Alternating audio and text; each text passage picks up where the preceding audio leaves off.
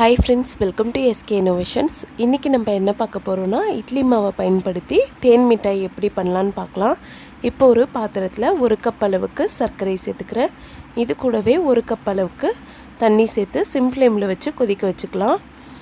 இந்த சர்க்கரை பாகு ரெடி ஆகுற டைம்ல நம்ம மாவு ரெடி பண்ணிக்கலாம். இப்போ ஒரு பாத்திரத்துல 1 கப் அளவுக்கு ஃப்ரெஷ்ஷா அரைச்சு எடுத்துர்க்க இட்லி மாவு எடுத்துர்க்கேன். இது கூடவே 1/4 ஸ்பூன் அளவுக்கு சமையல் சோடா சேர்த்துக்கிறேன். கூடவே 1/4 ஸ்பூன் அளவுக்கு ஆரஞ்சு ஃபுட் கலர் சேர்த்துக்கிறேன். இப்போ இதை நல்லா கலந்து விட்டுக்கலாம். இப்போ பார்த்தீங்கன்னா நல்லா கலந்து விட்டாச்சு. பாருங்கள், ஓரளவுக்கு தண்ணியாக இருக்குது. அடுத்து இதோட 2 டேபிள் ஸ்பூன் அளவுக்கு மைதா மாவு சேர்த்துக்கிறேன். சேர்த்து அதையுமே நல்லா கலந்து விட்டுக்கிறேன். இப்போ பார்த்தீங்கன்னா மாவு ஓரளவுக்கு நல்லா கெட்டியாக கிடச்சிருக்கு. அடுத்து இதை நம்ம எண்ணெயில் பொரிச்சுக்கலாம். இந்த டைமில் பார்த்தீங்கன்னா சர்க்கரை பாகும் ஓரளவுக்கு கொதிச்சிருக்கு. அதில் 1/4 ஸ்பூன் அளவுக்கு ரோஸ் எசன்ஸ் சேர்த்துக்கிறேன். இதுதான் தேன் மிட்டாய்க்கான ஃப்ளேவரை கொடுக்கும்.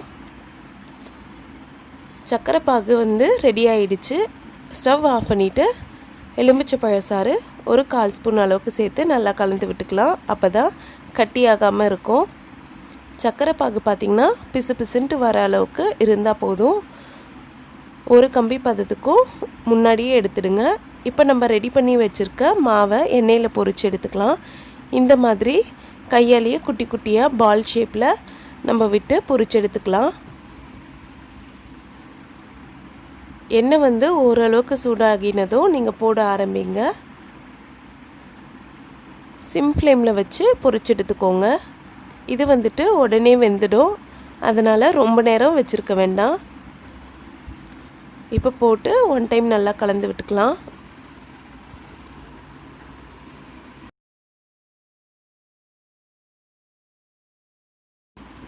இப்போ பார்த்திங்கன்னா இது நல்லா வெந்துடுச்சு. ஸோ இதை நம்ம எடுத்துடலாம். இப்போ பார்த்திங்கன்னா எல்லாமே எடுத்தாச்சு. பாருங்கள், அடுத்து இதை நம்ம ரெடி பண்ணி வச்சுருக்க சர்க்கரை பாகில் போட்டு நல்லா கலந்து விட்டுக்கலாம்.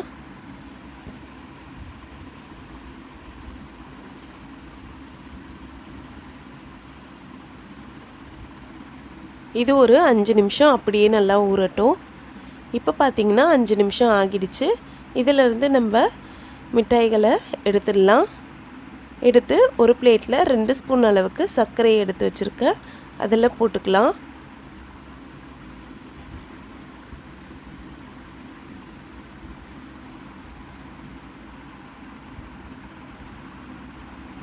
இந்த மாதிரி எல்லாமே சர்க்கரையில் படுற மாதிரி நம்ம மிக்ஸ் பண்ணி விட்டுக்கலாம்.